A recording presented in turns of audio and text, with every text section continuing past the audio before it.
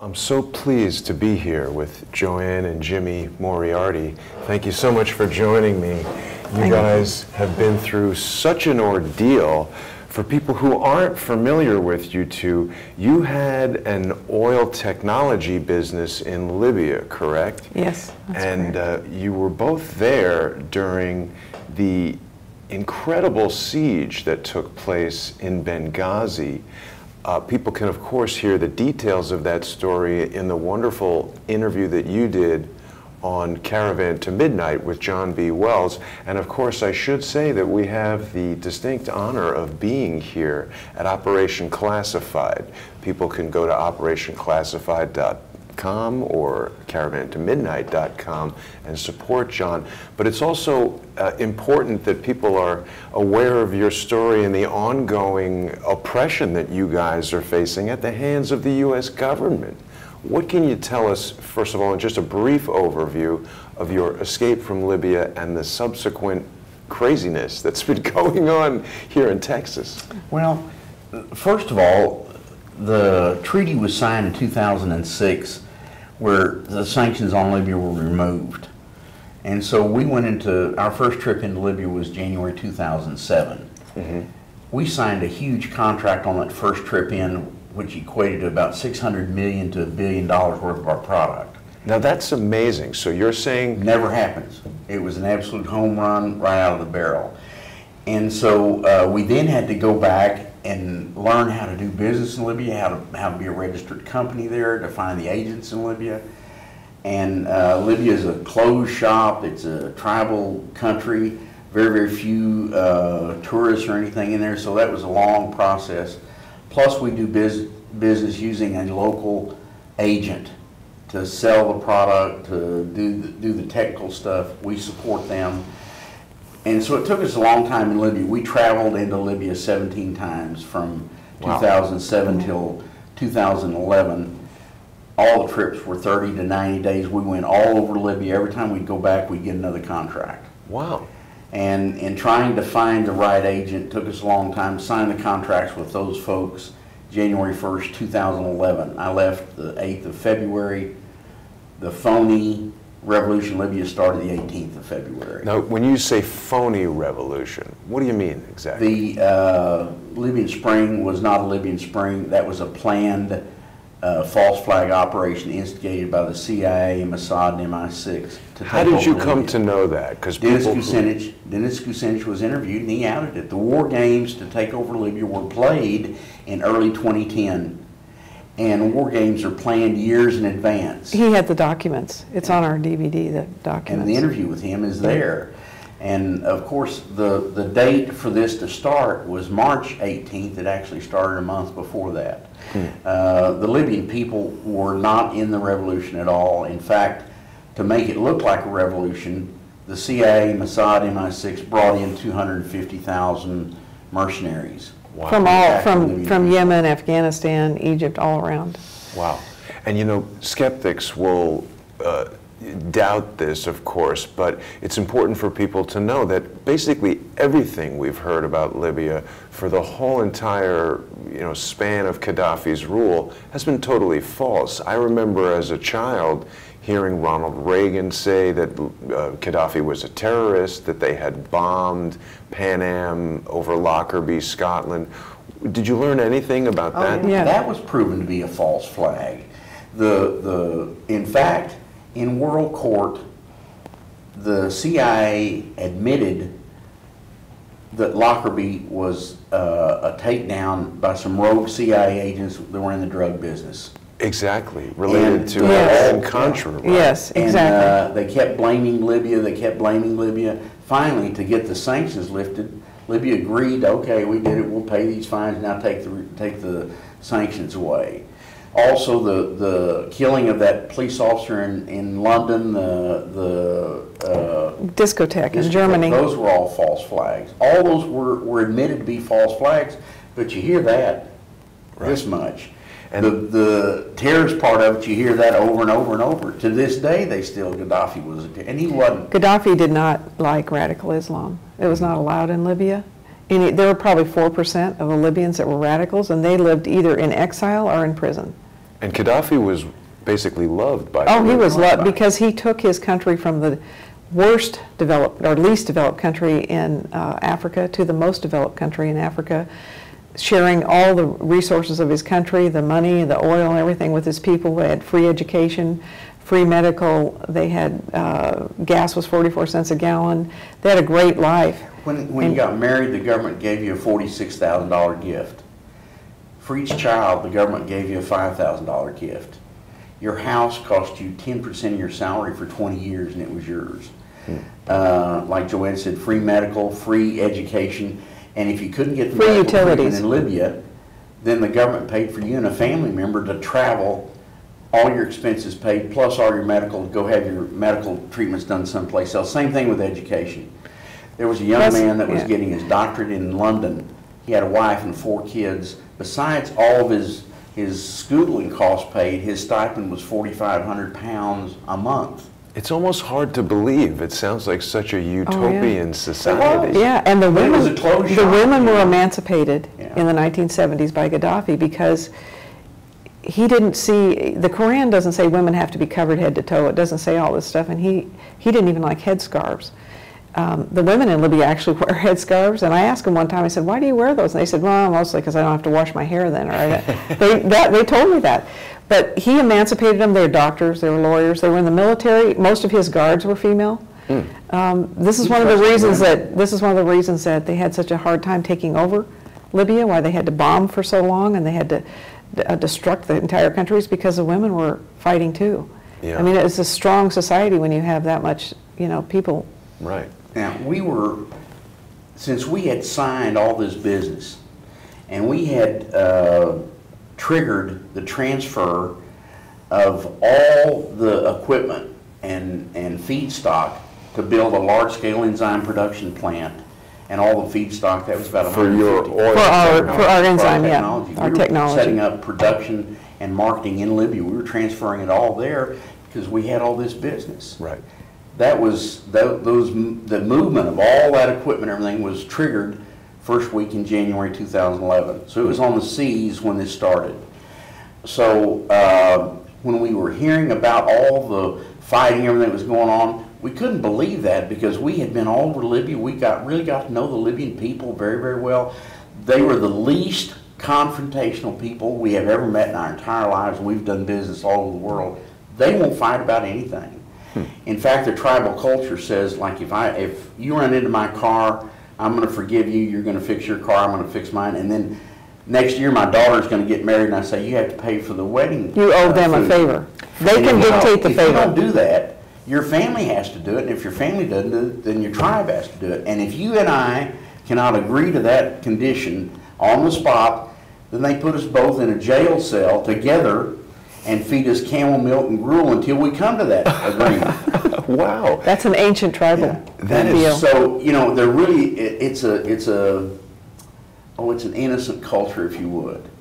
And they did not have any foreign restaurants or anything in there. What do you mean? Because they didn't No have McDonald's, or no, anything. nothing Oh, like that. no American restaurants. Or No. European or at all. They didn't If you trust, ate in a Turkish restaurant, it was someone who lived in Libya and had a restaurant that served Turkish food. they didn't trust you know. the quality or the control for the benefit of the people. In fact, most of their food and everything was grown in there. Their medicine, they had the highest grade medicine period available. They would not take medicine made in Egypt or any place. Most of it was made in Germany. They wanted the best medical. Their equipment in their hospitals were better then than hospitals here in the United States today. Wow. And Libya had a huge income from their oil and gas operations. The government used 49% of that income to operate the government. The other 51% was distributed out to benefit the people. And it really was a beautiful place. It was. It went from the least developed, lowest paid country in Africa to the most developed. Their average salary was $15,800 a year. That beats China. It beats India. And every other country Yes, in yeah. Africa. It's Yeah. important because there's a lot of viewers now, I think, who are hearing this and seeing you two for the first time. So I think it's important for us to remind everybody that Gaddafi had risen to be the president of the African Union and wanted to introduce an actual gold-based currency, a gold dinar. That was finished. He had already instigated. The African Bank had its head offices in the Comore Islands. All the Arab countries had signed up as members. Half of Africa had signed up as members. So this was really a threat to the dollar and the euro bankers on the U.S. The guys that own Federal Reserve and own Euroclear and own European Central Bank, Bank of Japan, the Khazarian Mafia that have taken over the banking world and using their Babylonian debt scheme where there's nothing behind their toilet paper money. Well, they would have been out of business with a gold-backed dinar that had all the assets of Africa behind it. Who wouldn't want to invest in a gold-backed currency? You know, who wouldn't? And all the Arab countries had already signed up, and half of the African. And this is what I wanted to ask you guys about. Of course, in 1971, 1973, whatever it was, Nixon took the U.S. off the gold standard and with Kissinger and the Saudis created this petrodollar, where we've sort of forced everyone around the world to use U.S. dollars. Sort of out of there. The hedge to buy and sell oil. Money of the U.S. dollar was established by brute force. And the way they did that is the money transfer system worldwide is the SWIFT. That's owned 100% by the Federal Reserve. And they required everybody to buy and sell oil using the SWIFT system to transfer money. And if they didn't, then the big gorilla, the United States military, would come in and kill you and throw the country over. The United States has overthrown 80 countries in the last 60 or 70 years. Wow. And they've done it with false flags and all this stuff. But with that threat over your head, then we'll trade and we'll do our purchase and sales in dollar. What that did is that gave an entitlement to the Federal Reserve, who owns the dollars. That's a private company, it has nothing to do with the United States. It's a foreign corporation. It gave the Federal Reserve entitlement to a piece of the oil worldwide. That's why they call it the petrodollar. And they put the oil worldwide on their books as an asset. That's how they were able to take their asset base from this to this. And it was phony and it was false. That's being shredded now. Well, it's a really unsustainable system, isn't it? Well, as long as you're a big gorilla and you keep blowing up anybody that talks bad to you, then you can. But in the world's history, but it runs out. It's never. The big guy always gets their hubris overloaded, and they're taken down by internally, and that's happening right now. The dollar is no longer an acceptable currency worldwide. How do you mean? Because it's an illegal currency. There's no asset behind it. Back to, I'd like to get back and tell people that we went into Libya. The reason we were there during the NATO time was because we were invited on a fact-finding commission by a group. They're called group Youth for Peace is what their name is, and I think they're out of India and Africa. They have 2 billion members. Wow. And we still don't know how they got our name, but they sent us an email, said they'd like us to join this fact-finding commission into Libya.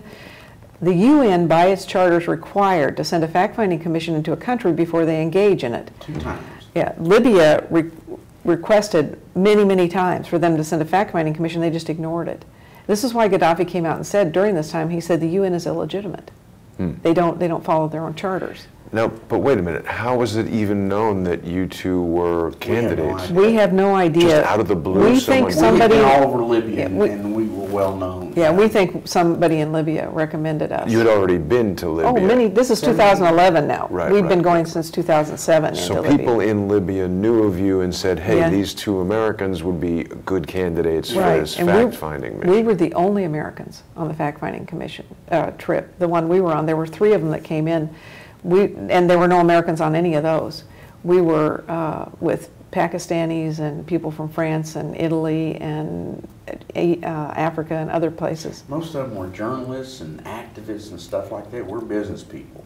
Yeah, but the Libyans knew us. Yeah, we were proactive to go there and try to help Libya quell their problems because we wanted to fully exploit the business we had established there. So we went in there to help Libya and help ourselves. Right, and what happened to us is we stayed there 100 days. We actually got trapped in Tripoli because they were bombing the exits. You had to drive in from Tunisia. We stayed for a number of reasons, which we'll get into later. It's too long to talk about now, but we saw all the war crimes, all the atrocities, all the lies, the embargo of the people of Libya from fuel, from food, from medicine, from water, to try to shut down Tripoli, because Tripoli, it was the loggerhead, it was the stronghold. That was where Gaddafi was, right? Yeah, well, Gaddafi, actually, he was near Sirte when they got him, but he didn't stay in Tripoli much. He was out in the country a lot. You know, he had a big compound there, but he really didn't stay there. But the people there, it was the people there, the 2 million people in Tripoli that were against this. No, the Libyans weren't for this takeover of their country. On July 1st, there were 2 million Libyans that came to Green Square from all over Libya in Tripoli to support their country. 2 million. We were there. They took us up to the TV booth. That's out of a population of 6.5 million, 2 million of them. Those, and those demonstrations happened all over Libya that day, all over the entire country. So, and what was it that was really going on? It was that the coalition that you spoke of, Jimmy, was trying to instigate. When we say false flag, I want to clarify that as well, because I know that we all understand what that is. But there are people who are watching who hear that word and immediately think, we're not jobs. Okay, there were 3 reasons that Libya was to be destroyed.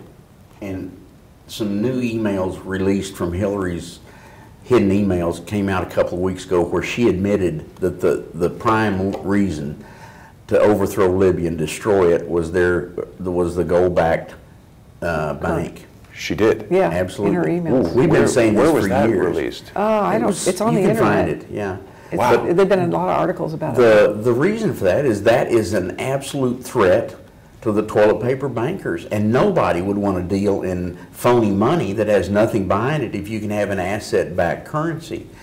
So the false flag was built. The war games were set in place to destroy Libya, to eliminate the African bank. Gaddafi was the instigator of that. He was the promoter of that. He had established it. What a false flag is where they go in and they do something like what they did in Libya is they had hired snipers from Qatar, and they put mercenaries on the ground, and they were acting like they were Libyans, and they were protesting Gaddafi, and they had the snipers shoot the protesters, 3 of them.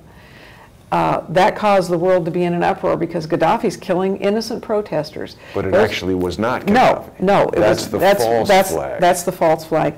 Those 3 shooters were killed and taken out to the desert. Wow. And so they couldn't ever be tracked. They did the same thing in the Ukraine.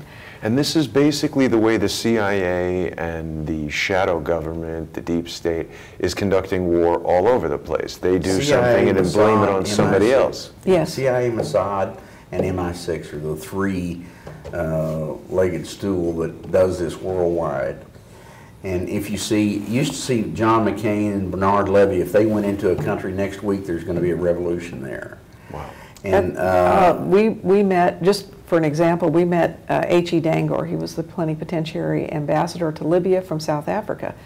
When they started blowing up Tripoli, all the people came to the hotels that were they were able to, because most of the people left, their staff left and stuff. And we sat with him, and I said, why did South Africa join in this illegal war against Libya? South Africa and Libya are very close. They support each other. And he said, let me tell you something. He said, your Secretary of State showed up in our country and told us in no uncertain terms, Hillary Clinton, that if we did not support her war, and he said she called it her war against Libya, that we'd probably have some rebels in our backyard. Holy cow. He says, like the woman had a closet full of rebels she can drop any place. That was the truth. Now then, second validation that she did exactly that is in the early days, as soon as we got there, we saw one of the biggest problems the Libyans had is they had no rescue equipment at all. And it's all wet wall construction, concrete walls. And when a building was destroyed, a wall would collapse and there might be people underneath it, and they had no way to get them out. They're in there with bulldozers and ropes trying to lift these heavy walls. And there's several companies that make rescue equipment. The Jaws of Life is one of them. And they have a real neat bag, an airbag that you can slip it under a wall like that. It's made of Kevlar and other materials. They inflate it, it lifts the wall, get the bodies out. Wow. So Libya had none of that. And Why so, not? They have so much money. You know, they didn't Couldn't know even about have they had ambulances either. they had no technology brought into Libya forever. They didn't know about it. They So were they're very embargoed forever. untrusting of outside cultures, it sounds. Not only that, No. but companies, it's very difficult to get into Libya and then to They were develop. sanctioned forever. And you've got to appreciate the fact that the CIA and the Mossad and MI6 were keeping all companies out of Libya. They were playing take it back over because Libya is a very, very in situ rich country. With the lot of small oil Oil and countries, yeah. gas, gold, bauxite, a Silica. beautiful iron ore, all kinds of things that they had in the ground. And it's a huge country, 4th largest in Africa, 17th largest in the world, and only 6.5 million people. So it was kind of a place that could, beautiful Mediterranean. The Roman Empire had the biggest city they had in Libya. And it was really Leptis Magna. yeah, it was an unspoiled place. It's still so that way. it's the kind of thing that if you're a ruthless exploiter, that's a target. Right. And how did you guys feel when you saw that video of Hillary Clinton sitting there waiting to be interviewed, receiving a text, and then laughing about the death of Gaddafi? It's a heartbreaker. Yeah. It's a horrible thing. But we had, by that time, we already had so many things. There was I'll tell you the second validation of her making threats to bring countries in. When we, on these Jaws of Life, all this rescue equipment, we went to our friends in the royal family in Kuwait. And we said, look, Libya really needs help in this area. We asked Sabi to talk to his prince and everybody. We said, why don't you make a $10 million donation to buy this Jaws of Life equipment for Libya? And if you can't source it, we'll help you do it because they're always in high demand. And he said, that's a great idea. Normally, Sabi would get back to us in a day or two. About 10 days later, we called him. We said, Sabi, this before we were in there on the fact-finding commission. We said, Sabi, what about the equipment? He said, yes, the royal family agreed to give $50 million for this rescue equipment. And I said, well, do you all need us help sourcing it for you? Have you got it? And he said, well, you know, we contacted your State Department. And they said that Qatar is handling all of these kinds of donations and everything. And Hillary Clinton told the prince and the other royal family members, well, since you're interested in Libya, then you need to join us in this war in Libya. And they said, we're not really interested in that. She said, well, you know, you could be attacked again by somebody like Iraq. Wow. So this was modus operandi for her. Tactics. Yeah. Modus Blackmail. operandi for her. Complete blackmail. But what happened in Tripoli and Libya is a huge story because they were only authorized to do a no-fly zone. But they continued to bomb. Who was only authorized? The NATO, Coalition. the coalition. Who authorized that? The By a UN. resolution in Of the UN. They were authorized to do a no-fly zone. But And it on was, what grounds? Those 3 guys that got killed in Benghazi. I see. they said Gaddafi was flying planes and bombing his people. Gaddafi wasn't even running Libya. He had to step down as a requirement of the treaty of 2006. And he went on to be the president of the African Union. Yeah, and then he just stayed off to the side. He didn't. The Libyan people still considered him their spiritual leader, so he was there, but he wasn't running the military. He wasn't doing anything during that time. And the Russians came forward and said there were no planes in the air when you say they were bombing their civilians. There were no planes in the air. So the whole thing was a lie. But what happened was they owned the UN. And so they pushed it through the UN The to do it. United States owned Yes, the UN. yes, Well, and they you pushed know, it through. The Khazarian mafia, really. They pushed it through. They were allowed to do a no-fly zone, but the first thing they did was start bombing. They sent missiles into hospitals in Tripoli. Wow. First thing they did, the French did. Water treatment plants, power plants. 60,000 sorties into Libya. They blew up everything they They could dropped more find. bombs in Libya than World War II combined. Cluster bombs, a lot of illegal Illegal weapons. chemical weapons, you told me they Yeah, were using. fuel air fire bombs. explosions. We have videos of that. We took videos of cluster bombing ourselves out of our hotel window. Now, you guys have made a documentary about your ordeal in Libya, and we want to get into the conversation about how you've been suppressed here in the United States. But it's important that we let people know how and where they can purchase that documentary. Okay, we have a website. It's LibyanWarTheTruth.com, www.LibyanWarTheTruth.com. libya.com. It's so important for people to get this DVD and to watch it, not only to support you guys financially, but to learn about all this. Because we hear on the mainstream news that Gaddafi is terrible and the United States is fantastic, but yet this is a pattern. This is sort of the same thing that was happening in Syria, where they said there was... it's the exact same thing. They said there was chemical weapons being used, but there's no evidence to support that, and then they want to start a war on the basis of these chemical weapons. So they just trigger a simple event. 3 guys get murdered. Yeah, we have evidence that it was the mercenaries and the radicals in Syria that shot off the gas. The tribes of Libya, they trusted us, and they made us their official spokespersons, and they have funneled all kinds of raw intelligence to us that we've delivered. Jerome Corsi's written more than 50 articles on the information Joanne has provided him. Lots of documentation, a contract between the Mossad and the rebels in Libya where the Mossad agreed to fund and train them until they took the country over in exchange for the Green Mountain area of Libya to be transferred to the Mossad. Now I find it interesting that, you know, obviously the mainstream media won't report on your intelligence. So when someone like Dr. Corsi does, of course, Dr. Corsi has been subpoenaed by Robert Mueller's special counsel investigation, and this is a pretty obvious lawfare tactic to clamp down on the doctor and shut him up, essentially. Right. So whenever you guys try to bring this information forward, I'm curious to see what will happen to Crowdsource the Truth now. But you have been totally shut out of doing business in the United States. You've had men in black cars come to your house, lock you up for more than a day with no food. Talk to us about that a little bit, because this is another topic that's let's get us into how that happened. When we were in Tripoli, we were trapped there inside Tripoli, couldn't get out. So when the tribes produced a new constitution, which was one of the big things, the UN, the Libyans got to have a constitution, the tribes produced one. We were sitting with the supreme leader of all the tribes when the constitution was delivered to him. And he said, here it is, here's our new constitution, the fighting can now stop.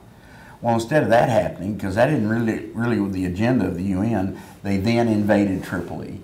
And the car carriers, non-stop stream of these little pickups with anti-aircraft weapons on the back, loaded with Al-Qaeda and Muslim. Wait a minute, car carriers with trucks? Full of trucks. Big ships. Who provided those? NATO. George Soros and NATO. But NATO was running. NATO was running the entire operation. NATO brought in the mercenaries. NATO took them wherever they wanted. NATO bombed areas to let them go in, killed a lot of people, didn't matter to them. So they're basically creating this ad hoc rebel army. They created it. It was already there. That's and who captured weapons us. And everything from U.S. goes to Qatar in, U.S. Turkey in, etc. So they're flooding Tripoli, and they just turned over Tripoli to the bad guys. They said, you can have whatever you want. They were raping, murdering. In fact, we were in our hotel room, 21st floor, when 2 U.S. Black Hawk helicopters came in off the Mediterranean low with their mini cannons firing. We heard the 3rd one.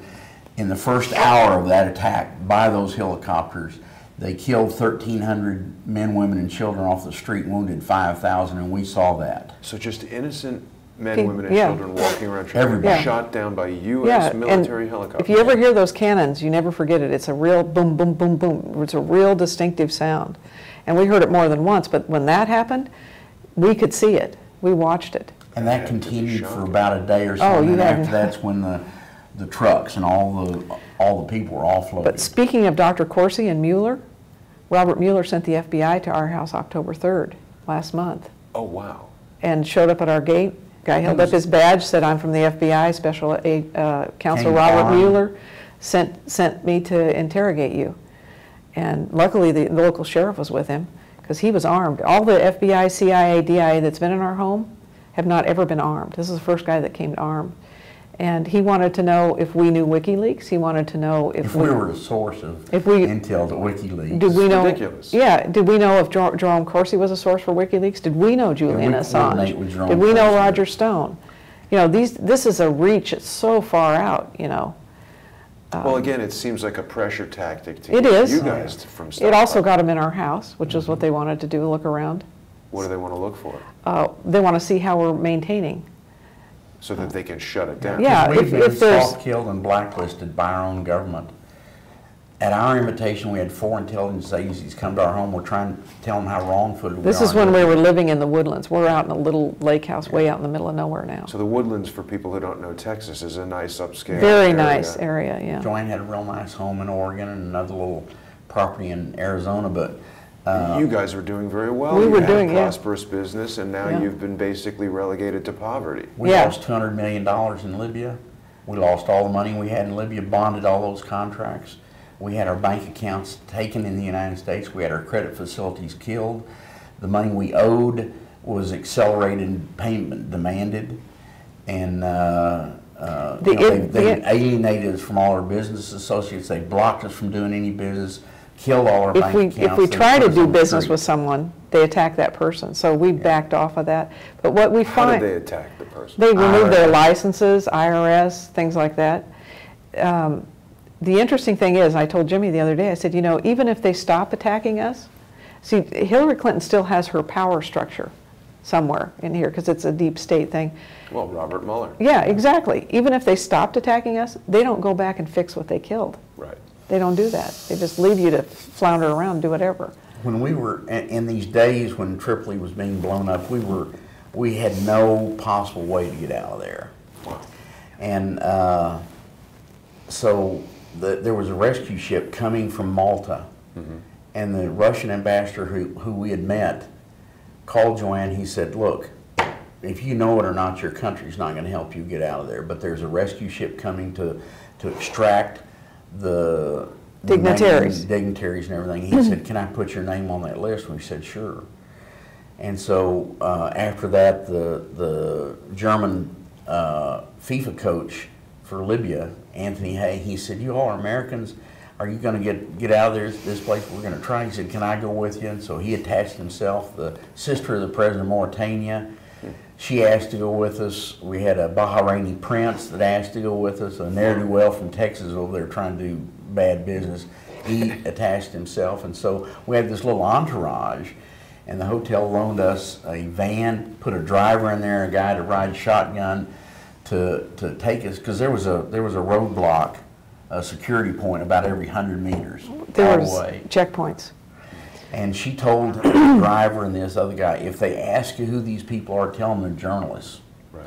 Because the journalists were lying for the mercenaries, and so they were all, we'd pull up to a checkpoint. Who are these people? They're Most of the journalists. media there- Bar, bam, bam, bam, Yeah, let but us pass most through. of the media there was CIA, but we need to continue this story Yeah. with you later. Right. I know you guys. We went up and down this Jimmy, we the gotta coast go. several times, and then when they took us back into the port the last time, we were held in there an hour.